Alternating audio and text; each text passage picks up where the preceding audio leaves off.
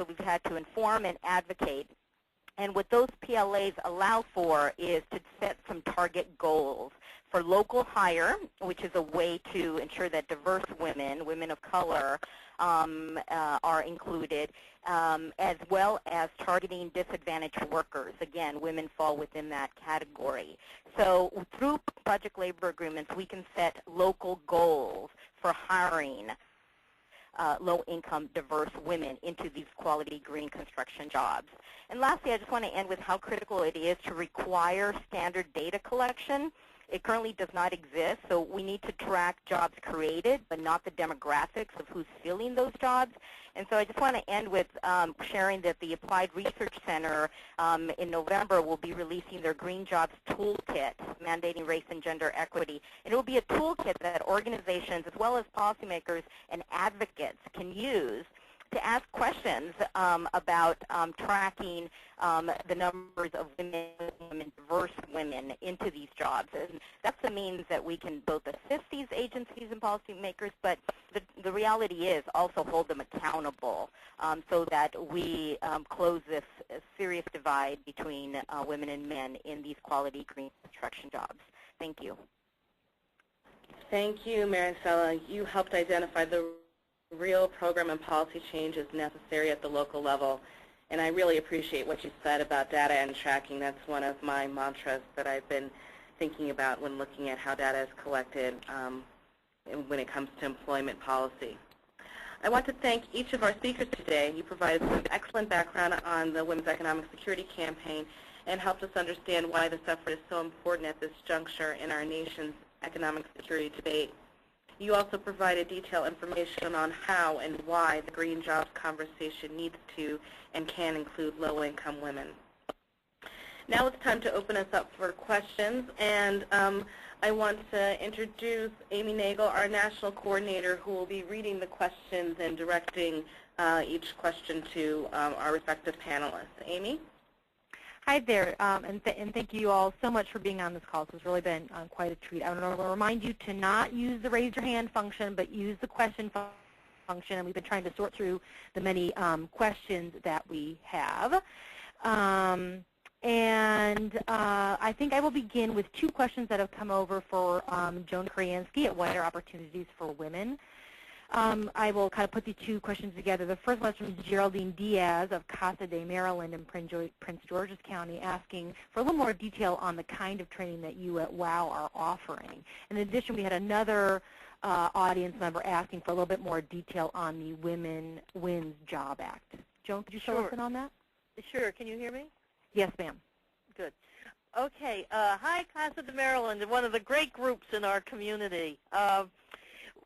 Locally, WOW offers several different kinds of programs. One is a Women in Trades program, and right now our energies are going to be spent in conjunction with the Metropolitan AFL and the contract we've received, from GSA to help prepare women for jobs that will be connected to some of the GSA construction.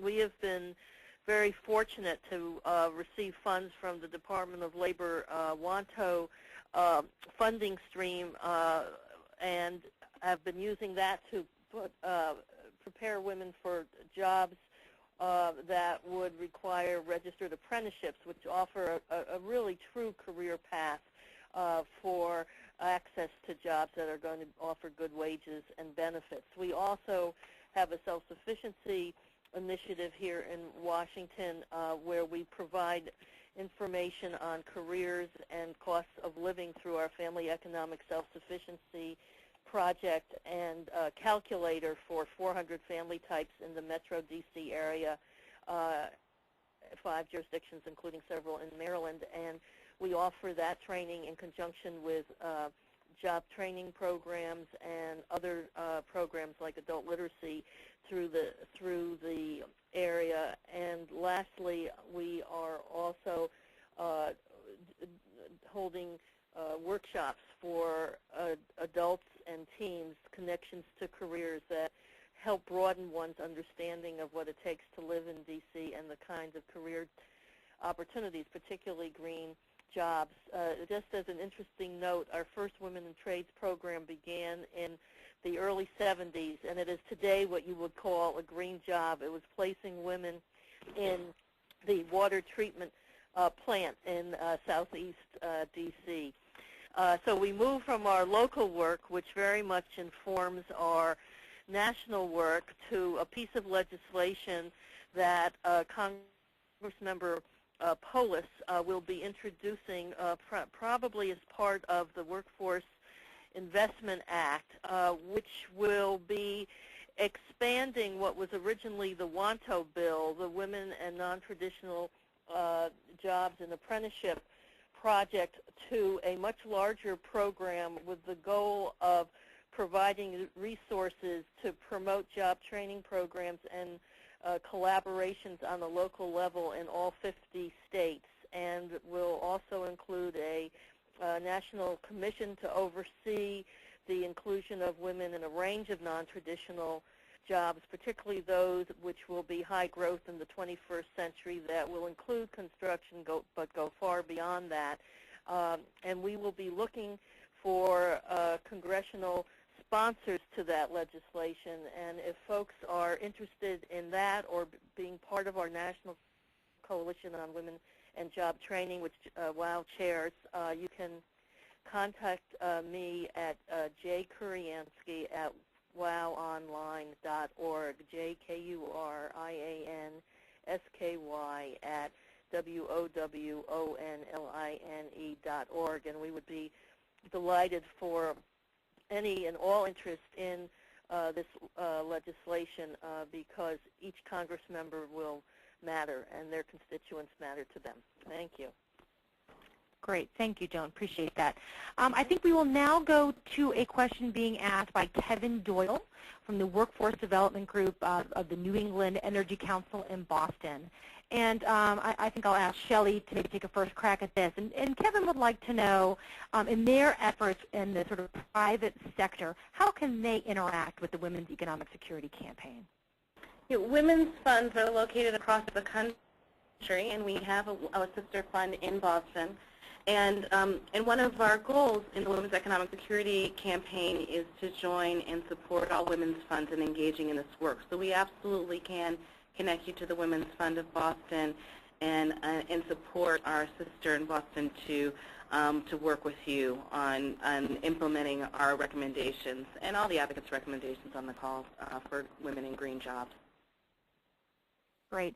This is Amy, and I maybe only add to that the womenseconomicsecurity.org, we are going to be posting tools as of today, so we encourage you to look directly there. And as part of those tools, we'll be talking about the program models that we've been finding to work well amongst our grantees and amongst our partners across the country. So we encourage you to visit with that and to reach out to us directly to see if there's ways that we can work together. I know that we are over time. I would like to maybe just take one more question, and we've had another question related to the Women's Economic Security Campaign, and it's from Leanne Moss of the Women's Funding Alliance, and I'll ask our colleague Amy Moy to pick this up, asking about what will be the role of women's funds as part of WESC, and how will we be working together to improve economic security for low-income women.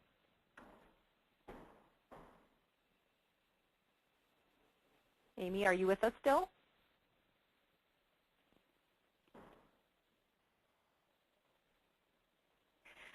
Seems like we've potentially lost the audio for Amy. And so are any of our WESC members, would you like to chime in?